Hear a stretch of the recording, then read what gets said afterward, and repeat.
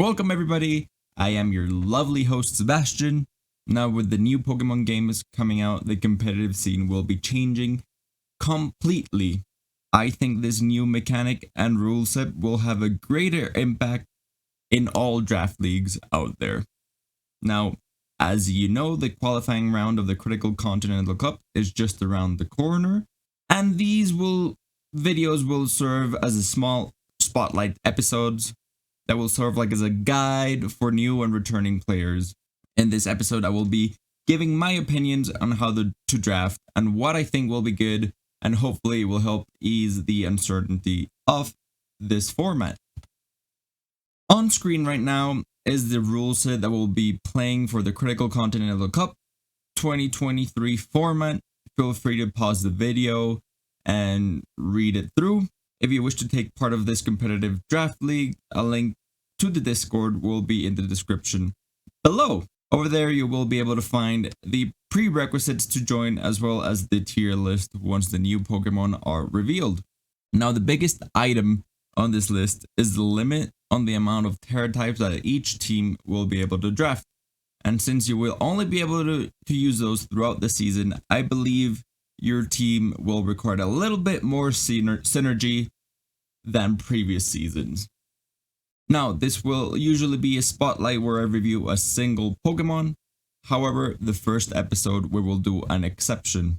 I believe that this specific Terra type not only works with the specific Pokemon, but is really versatile, which is something you want when drafting a team. You don't really want to be a one-trick pony. You want to have a different out so your opponent won't know what to do against you, or just won't know how to prep against you, more importantly. I am talking about the Normal Type Terra type. At first glance, it doesn't seem as much. After all, it doesn't really hit anything for super effective, but you do get an immunity to the ghost types, and only one weakness, which is fighting. Now, the real power of this Terra type comes in combination to the Pokemon moves and abilities. Remember, you will receive a boost in power if your move has the same nature as your Terra type. The Pokemon I think will be the strongest with this Terra type is one that we have not seen in a long time, and it's none other than good old Hariyama, which, despite not being as fast, it does have a great attack and HP stat.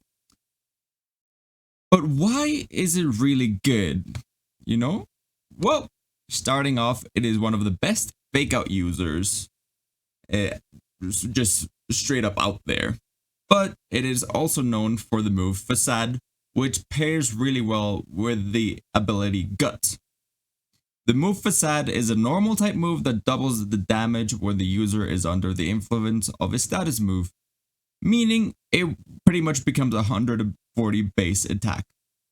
Combine that with the ability Guts, that additionally increases his power by 50% when having a status effect. But it doesn't end there. Turn him into a Normal Type Terra and it will get an extra stab boost. We don't really know how much the Terra type stab boost would be, but even if it increases it by 30%, it will make Hariyama pretty much a killing machine. So the main strategy you will want to use is fake out one of your opponent's Pokemon the first turn to prevent as much damage onto Hariyama as you can, buying you a turn to activate the Flame Orb your Pokemon will be holding, which would then burn your Pokemon, activating Guts, and then putting out heaps of damage the following turns. Some other Normal Type Terra options you would could be considering is both Slacking and Persian. Slacking is a great Pokemon. It has insane attack, HP, and a pretty decent speed stat. However, its ability puts it down, but not allowing him to attack every other turn.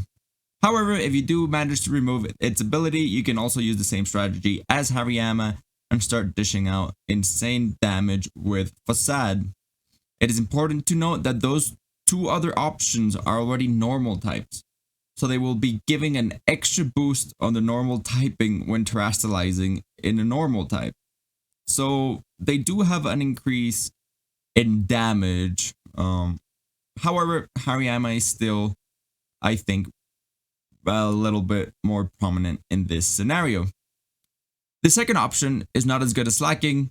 However, Persian is a really cheap option for a Facade user, but also has really good speed, fake out potential, and speed control with moves like Icy Wind, which can really enhance your partner Pokemon. It doesn't have to be only Hariyama. Now let's talk a little bit more about how to activate Hariyama a little bit more. Its main problem is its low speed, which may cause him to be killed even before he gets an attack out.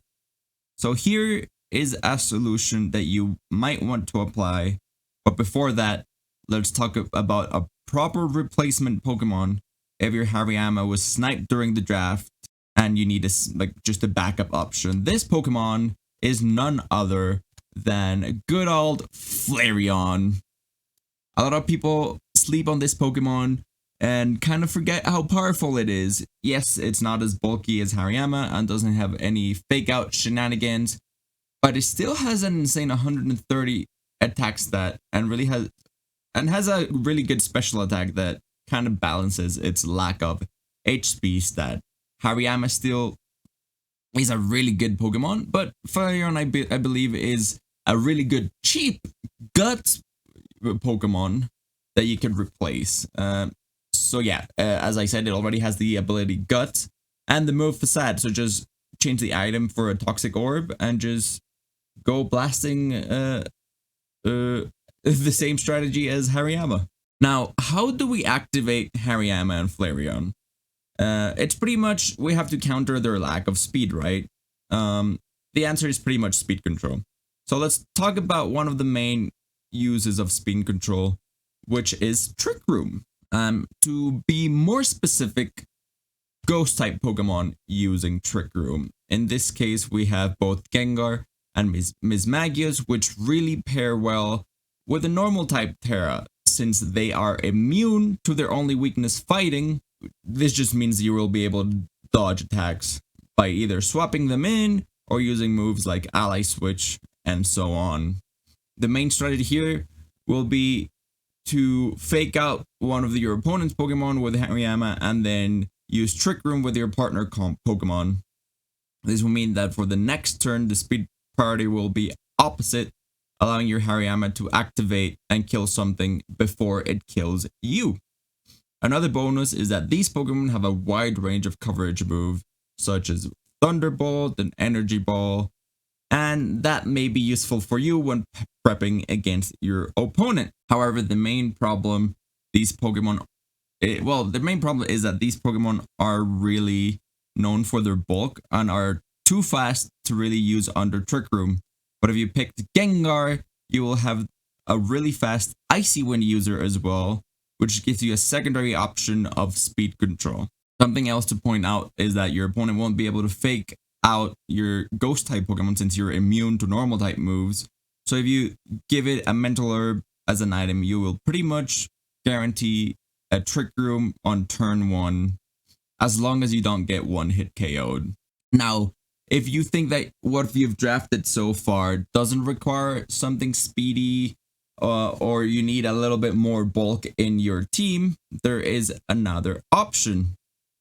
And its name is Slowbro. It is also known for the move Trick Room and also has great coverage moves, just like Gengar and Mismagius. It also knows the ability Oblivious, which makes you immune to taunt.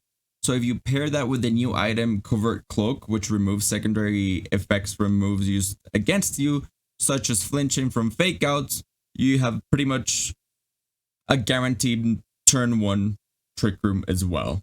Now, this is all good and well, but in Draft League, you won't be able to use the same strategy over and over again each week, specifically if you are someone that's putting content out. So you need different ideas on how to use your Pokemon, specifically different ideas on how to use your Normal Type Terra type. Yeah, so now we're going to go into some other ways on how to use your Normal Type Terra that will also synergize with your team. And another really strong normal type move is known as Boom Burst, which in combination with your normal type Terra, or if you just terrestrialize a Pokemon that knows Boom Burst, you will be doing insane damage. It is a 140 base sound type move, which is normal, which means it goes through substitute. Just remember, every sound type move ignores substitute. Now, both Noivern and Toxicity are the two Pokemon that have been revealed so far that know the move Boom Burst. However, I do believe Noivern is the better of the two, specifically with this team and this synergistic strategy we're trying to accomplish. Noivern also has the ability Infiltrator, which ignores screams from your opponent's side of the field, meaning that you pretty much can always hit your opponent with crazy amounts of damage without your damage being reduced by screens such as Light Screen Reflect, Aurora Veil, and it goes through the substitute, so you're pretty much guaranteed 100% damage on that specific move. It also gives your team a little more versatility by activating Hariyama or Flareon with a fast Tailwind or just some extra offense. So this gives you the option of either terrestrializing into a normal type and using Boom Burst, or just Tailwinding instead of Trick Room and activating your Hariyama and your Flareon instead.